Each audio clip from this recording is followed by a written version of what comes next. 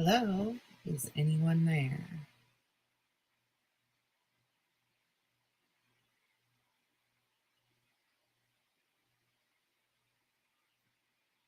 Okay, I think I'm live. Hopefully, I've got everything set up right. This is going to be a quick stream, less than, let's say, less than an hour. Hey, Welby, how are you? Can you hear me okay?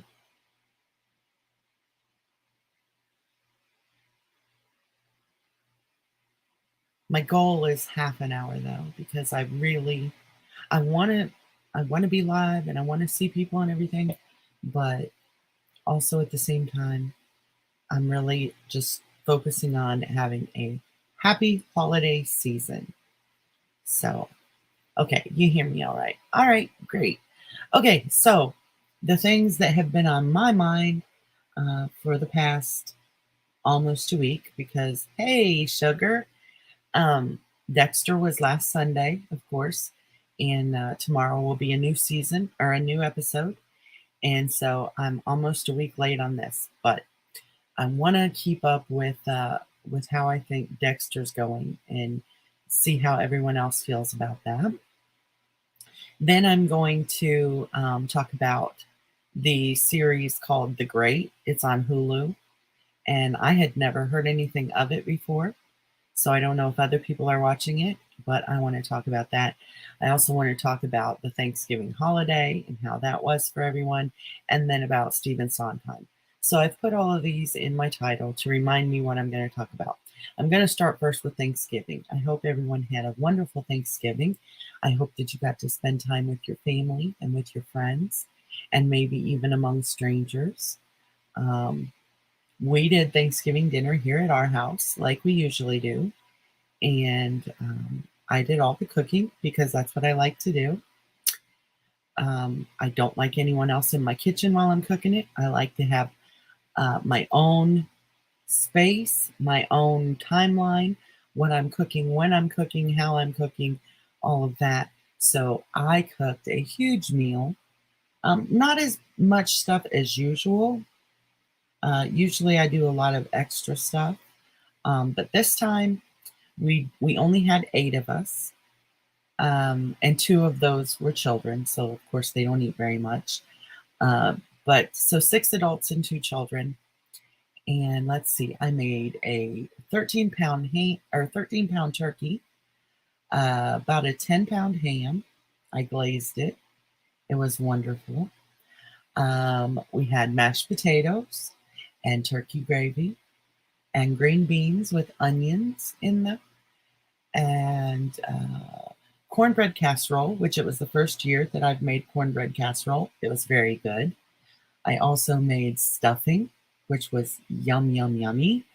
I made yeast dinner rolls. They were very good. I made deviled eggs. I made a cheese ball. We had pumpkin pie.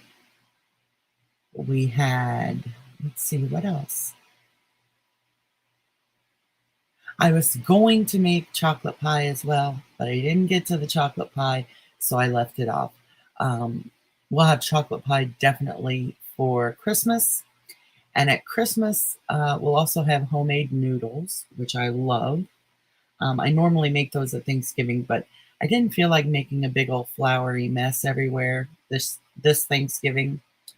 So yeah, we had a huge dinner. There were 6 of us, and then we also sent some plates to people that we know. Um, let's see what else. Did you guys have a nice Thanksgiving, Will and Sugar? Mom had eggnog, which she loves. I like eggnog, but I didn't have any. I can do without it. I just wasn't in the mood. It was enough to feed an army. I'm used to feeding way more people, Will. And since COVID, like last year, we didn't have anyone to the house for Thanksgiving last year. We just sent plates out to everyone. And this year, we decided we could have, a few people. So we had 3 adults and 2 children, and then my mom and Luke and I. So 8 people all together. And I still cooked way too much. But good, I'm glad you did, sugar. We're still eating on leftovers. I probably won't have to cook um, all the rest of the weekend. Good, Muff Pie. I'm glad you had a good Thanksgiving. We're still eating on ham and turkey and dressing and cornbread casserole and green beans and mashed potatoes and gravy. Yeah, leftovers for days and cheese ball. Of course, the deviled eggs got eaten right away. Everyone loves the deviled eggs. Um, so yeah, I think the last of the cornbread casserole was eaten this evening for supper, and we still have stuffing and mashed potatoes and gravy. The green beans are gone now. So, we still have ham, turkey, stuffing, mashed potatoes, gravy. The last of the dinner rolls were eaten. Um, but yeah, we're good through the weekend. That's the one good thing about cooking a huge Thanksgiving meal is that even when you send leftovers home with the people who come and you send a couple plates to the neighbors and things, you don't have to cook the rest of the weekend. You get like a 4-day weekend of not cooking because you can make it into breakfast. You can have ham and eggs for breakfast. You can have, it for lunch. You can have it for supper. Then at the end, if there's any turkey left over, I usually throw that in with some broth and some noodles and some vegetables and make a soup out of it, either like a chicken noodle type soup, or what's really good is turkey tortilla soup. It's very good. But yeah, half a gallon of eggnog. Yeah, that's what I got my mom too, Will. And she said, "Can you get me some rum?" I guess she wanted some rum in her eggnog. But we were a dry county just up until recently. We finally got where we can get wine and beer, which is of no difference to me. I don't drink, but we still can't get hard liquor like rum and stuff like that. So I told her I wasn't going to go travel to find her some rum. Hot turkey sandwiches, yes, smothered in, oh my gosh, so good. So, so good. Um, it truly is the most wonderful time of the year. Well, so I'm glad that everyone had a wonderful Thanksgiving. And like I said, even though the food is like the highlight, right? It's what we talk about and what we remember. I hope that you all did enjoy great company and spending time with friends or family or both. Um, it's a wonderful time of the year to do that. So there's Thanksgiving. We got that out of the way. Coming up will be Christmas. I hope everyone gets plenty of rest between Thanksgiving and Christmas. I know I will be trying to because Christmas dinner is going to be even more extraordinary. You do like your scotch, but that's okay. Lots of people like it. I just am not an alcohol um, consumer. I've had alcohol that's tasty. I used to like screwdrivers or fuzzy navels and things like that, but I just never really got too into it. So, all right. So Thanksgiving, we talked about that. Then let's go ahead and talk about Stephen Sondheim. I don't know if any of you are familiar with Stephen Sondheim. He was a composer and a lyricist who did a lot of Broadway shows. He did West Side Story. He did Into the Woods. He did Sweeney Todd. Uh, I can't think of some of the others. At any rate, he died today. And so, well, yesterday, technically. Um, but yeah, that's like the end of an era. He was very good at what he did and very entertaining. And I think, Andrew Lloyd Webber has great, uh, you know, musical theater productions and all that. Sondheim, I think, I don't know, there was something about him that really just resonated with me. He was quirky and funny and still, you know, just amazing lyrics and music. And so yeah, that's a little bit sad. I'm kind of sad about that today. Um, don't know what else to say about that. I just wanted to touch on it for anyone who didn't know, or anyone who was a fan and had not heard the news. He was 91 years old. And I would suggest, if you aren't familiar with him or any of those shows that I mentioned, you should really check them out. They're great. Um, Into the Woods and Sweeney Todd, and I believe West Side Story were all made into movies as well. And so they were wonderful. Of course, the play to me is always better, but I think they still did a great job with the movies.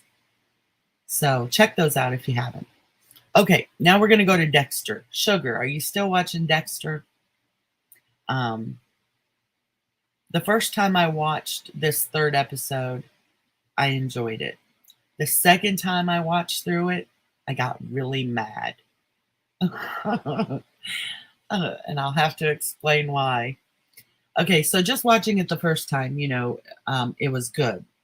We we learn a little bit more about Harrison, which I'm loving. Right, I'm loving the character of Harrison and the possibilities of where this is going to go. Because we see some things in him that we're starting to go, oh, maybe Harrison's, kind of dark like Dexter, right? But in the kid version, because we never really got to see Dexter as a kid except in flashbacks. So maybe we'll get to live some of that out with Harrison, right? Um, so yeah, the first time through it was good. Second time I watched it through, I got very angry because writers of Dexter, you are expecting a lot of us to stretch what we can set aside. As far, we have to set aside reality when we're watching these shows, right? We have to suspend our disbelief. We have to live in this area where things can happen that wouldn't normally happen in real life. But they're asking an awful lot of us in this episode. I suspect that too, Sugar. Yes. But okay, so we get to the surprise that when Dexter killed this guy out in the woods with the thing with the white buck and all that, right? We get this surprise that, oh my God, there are thermal cameras in the woods out there, right? And they have these thermal images of um, the guy who's hunting and Dexter. They get, and when we're shocked, oh my God, now what? They're gonna figure this out because of these thermal imaging cameras. And Dexter is like, oh gosh, am I caught? And all of this. Now that was fun the first time I watched it. The first time I watched the episode, I was really like, oh, this is gonna be exciting.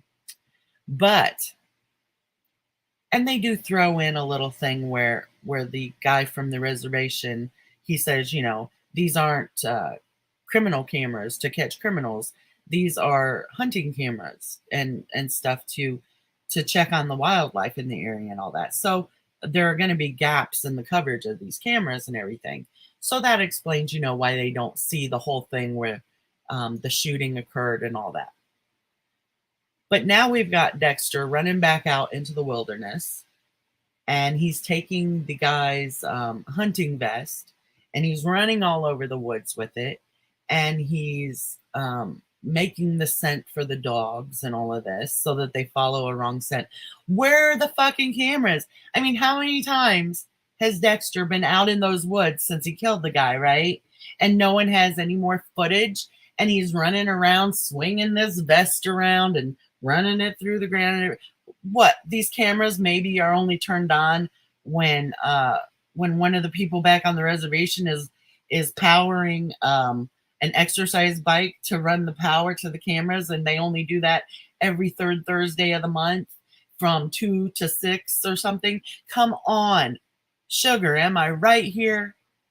Am I right? It was frustrating when I started thinking about that. I'm like, okay, you expect us to sit here and suspend our disbelief in the way things really work and all that. And that's fine for entertainment purposes. But you're asking us to push it a little bit too far now.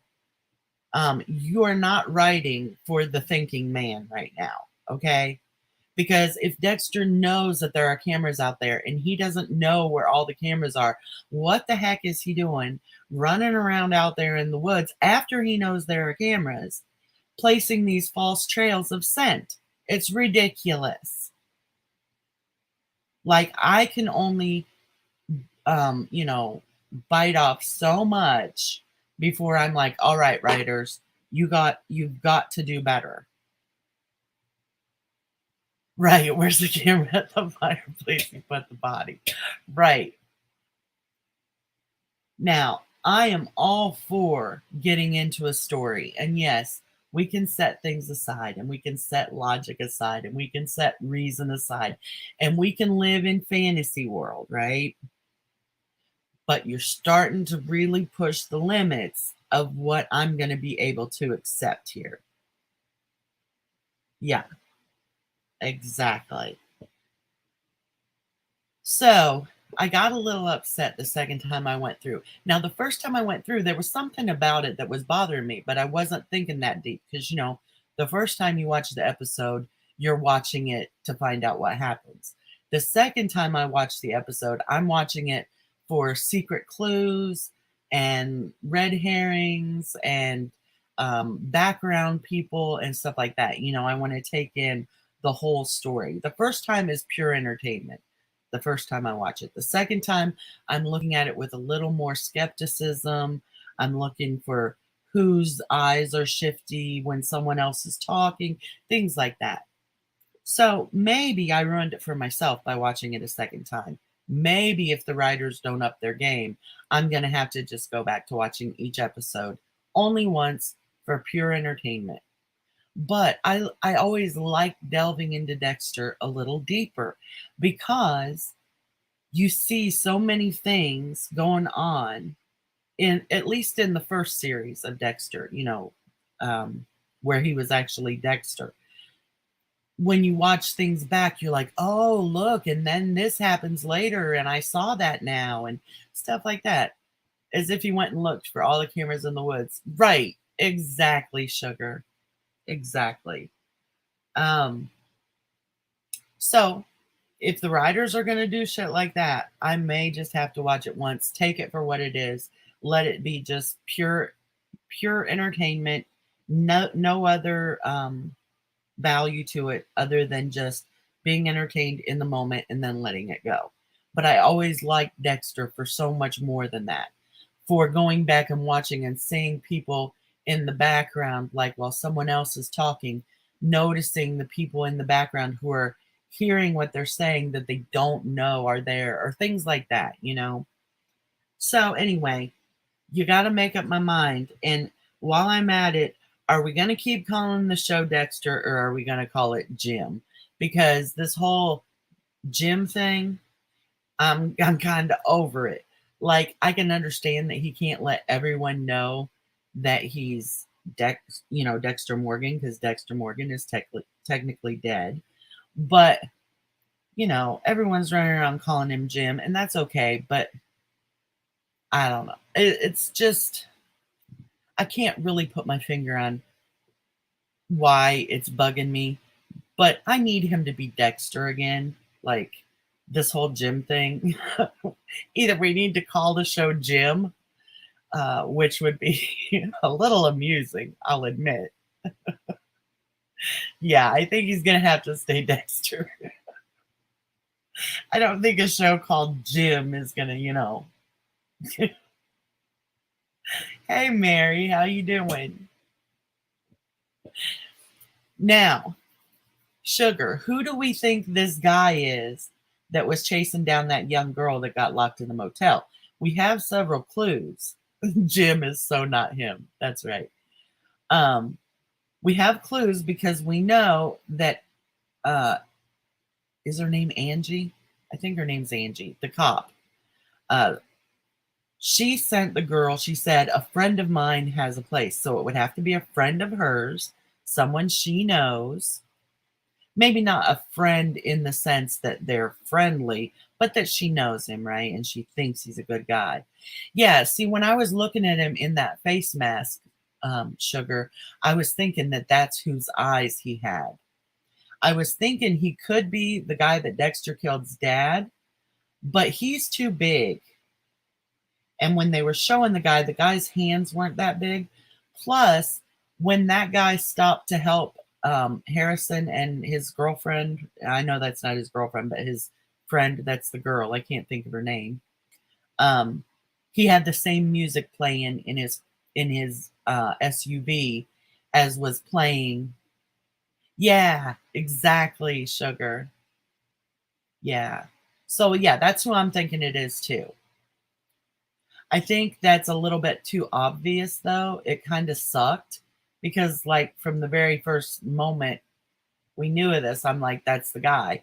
I like when they throw out red herrings and you think it's someone else, or you're at least um, vacillating back and forth between two different people or something.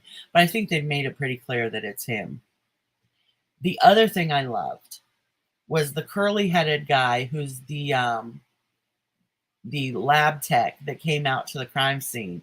I love that he was such a mess, and Dexter is looking at him like, oh God, this guy's a mess. He's never going to figure anything out. I'm safe. And then he like does the exact same thing that Dexter used to be able to do, which was like the person was here and then this happened and then we followed the trail and he fell over here and he figured out that the rock was missing. Yeah, it is too easy, Sugar. You kind of love the curly haired guy or the rich guy?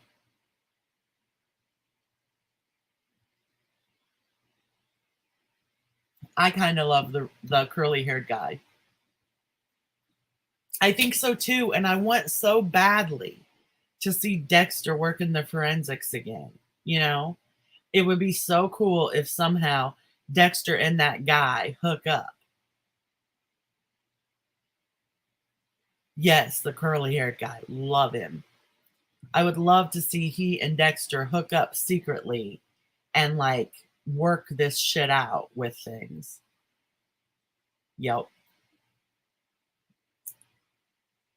Okay, so I think I covered everything with Dexter. They need to step up.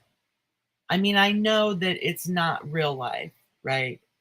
But they have to remember that um, a lot of people love the logic and the order and being able to uh, look for clues and hints of the original Dexter. So they can't get lazy with the writing in this new one. Those thermal cameras were a problem. They brought him in to make us feel like, oh my God, he might get caught, right? Because you need a little bit of that. Even though you know he's not going to get caught, you still need the suspense and the anxiety of feeling like, oh my God, they could catch him with this. But be reasonable. He's not going to be out there where he doesn't even know where the cameras are, running around trying to make this new scent for the dogs. All right. So I think I've covered everything on that. Sugar, anytime you want when I'm doing the Dexter review, if you want to come up on panel with me and talk about it, we can. Because I love talking about Dexter. And I'm sure there are a million things that you could bring up that I hadn't thought about talking about. Yeah, they did. Let's see where they go from here, Sugar. But I can forgive an awful lot as long as they don't just keep going down this lane, right? Hey, Shaz, it's good to see you. Okay, so the last thing I want to talk about real quick, guys, is if you have Hulu, there is a show on there that I knew nothing about. I don't know how long it's been on there. There are 2 seasons. I've watched both seasons now. I decided to take a chance on it because I saw it in a commercial when I was watching Hulu.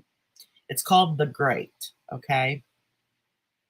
And I generally like period pieces. And this is back in the times of the Russian Emperor, um, like Peter the Great.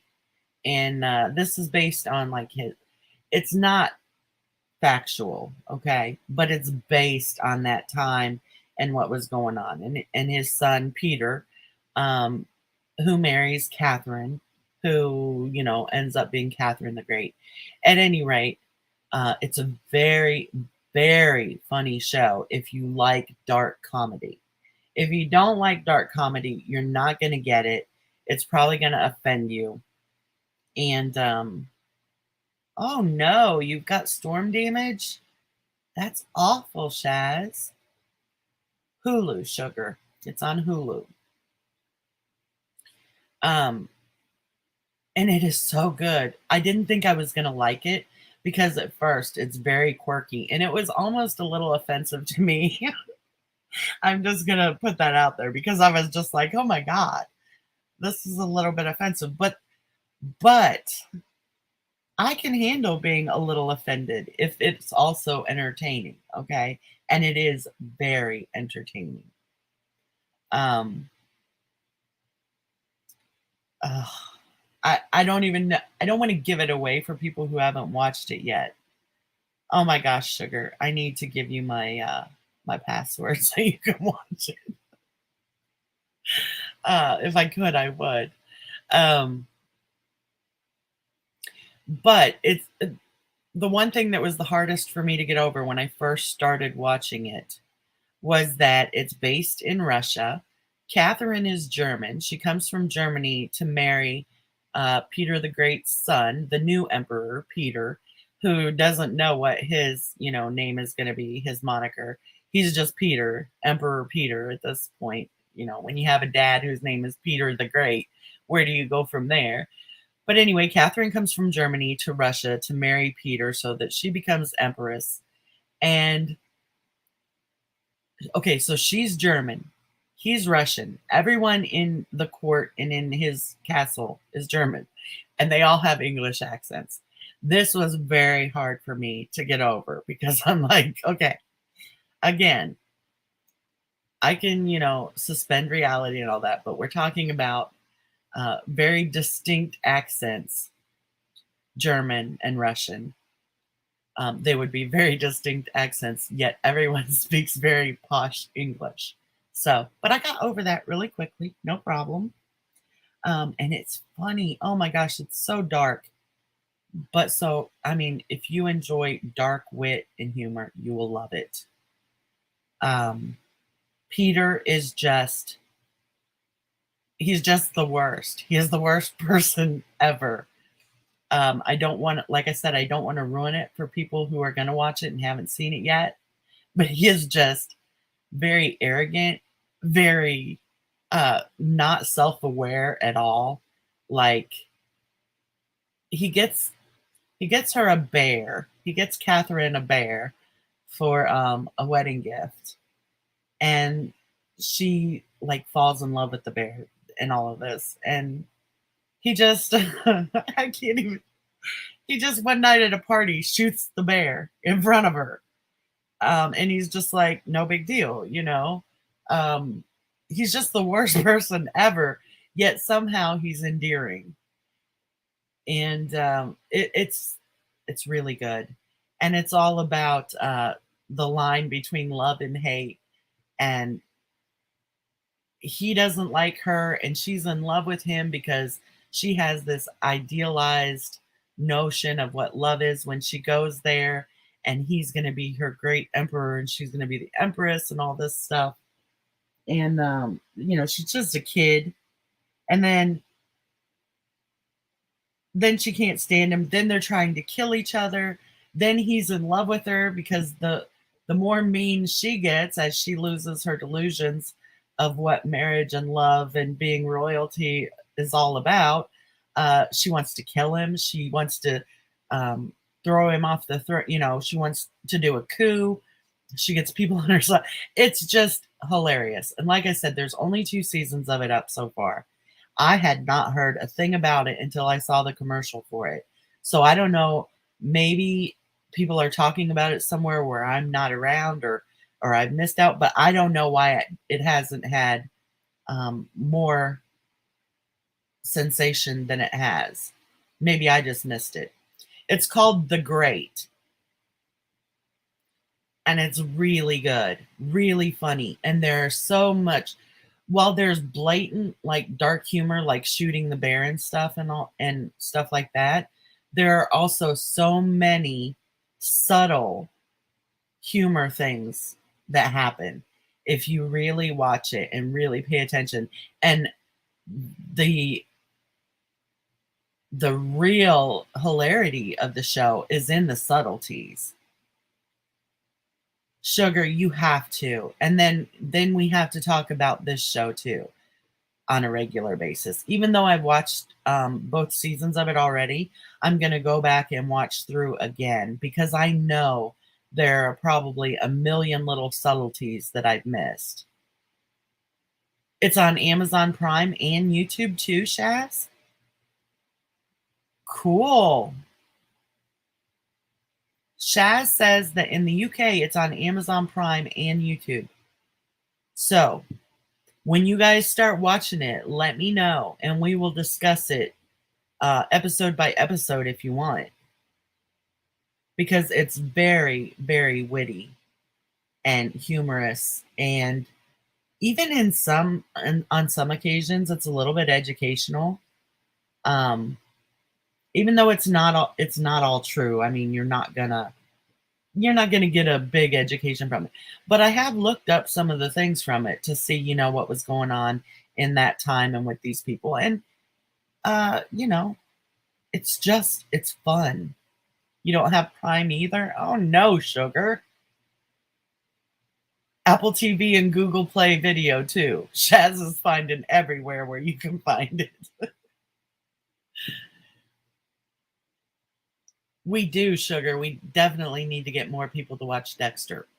The only problem is, if they didn't watch the first series of Dexter, they need to watch that first. And then they need to start the new one.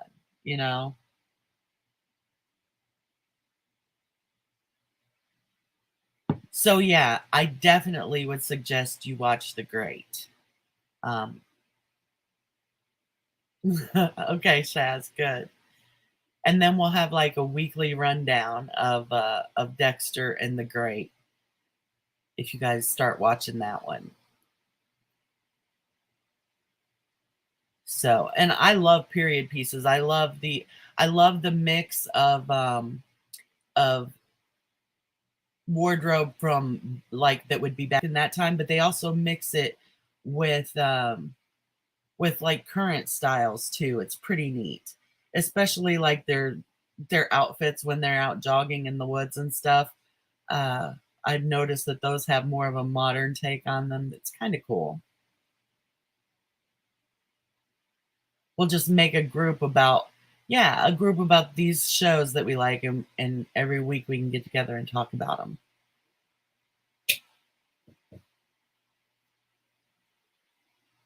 Hey, Bueno, I forgot to say hi to you. I'm so sorry. How are you? I meant to say hello to you, but when I get talking about the shows I like, I get a little bit sidetracked. I'm so sorry.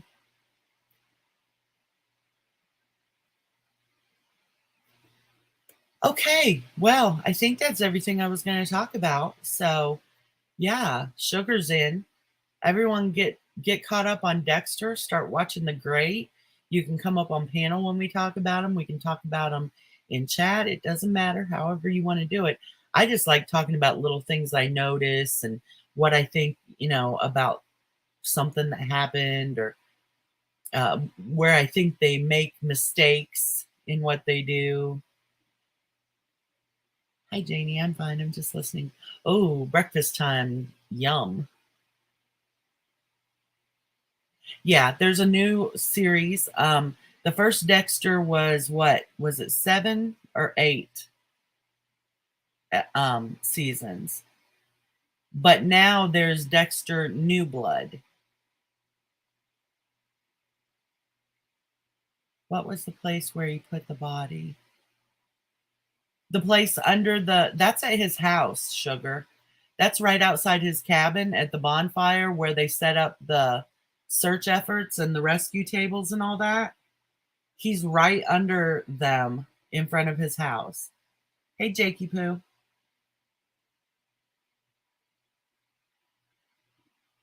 Yep, right at the fire pit in front of his house.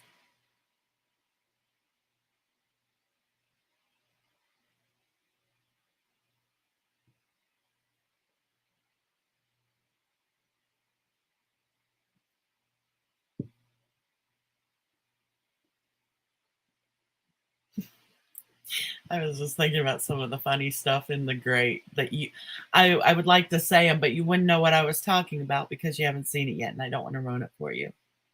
The building with the fire, the big building. The building with the fire. The big building. I don't. Oh, that was a crematorium. Yeah, that was like a crematorium. Probably, I'm not sure if it was part of like an old funeral home or if it was something they used for like, uh, I don't know for sure what the building is, but he put him in that big like crematorium thing.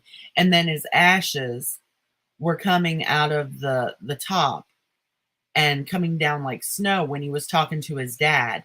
And what do you think that's going to be about? I'd forgotten completely about that, where his dad said that his son called him and all that. Do you think his dad is like on to Dexter or what?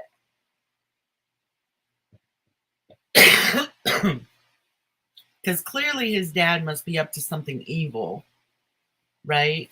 Hey, Veruca, happy weekend to you too.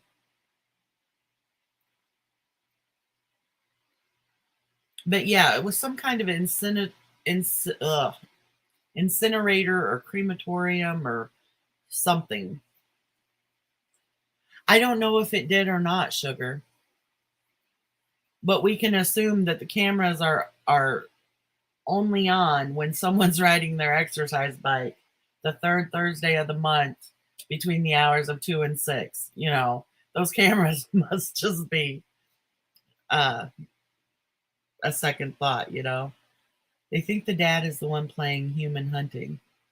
Do you think that's what it is, Bueno? Because we thought it was the rich guy with the helicopter.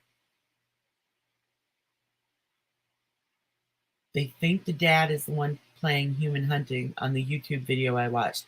See, I thought he might be too, but the guy who's doing the human hunting, he's too small. His hands are too small, and his eyes like made his head look too small to be that other guy. That other guy, the dad, is a big guy, right? But they could just be doing that to throw us off. So yeah, I think it's between those two guys. I think the dad and the millionaire guy um are it has to be one of them, right? Um but I don't know. They could be trying to throw us off.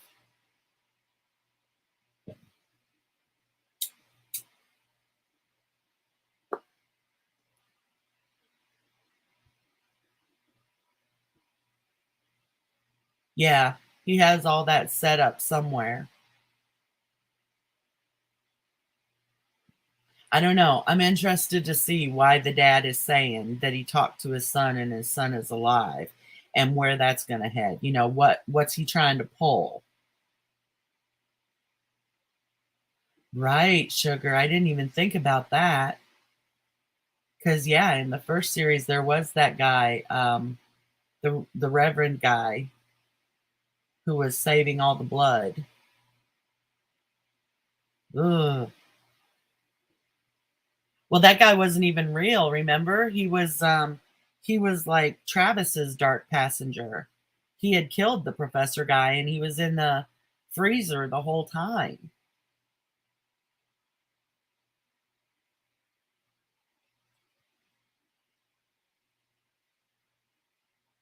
Yep, there's got to be some reason.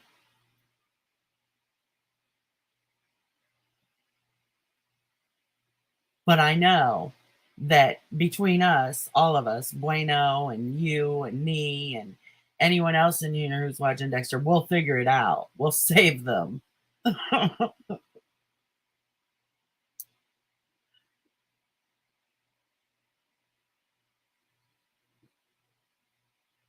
Okay.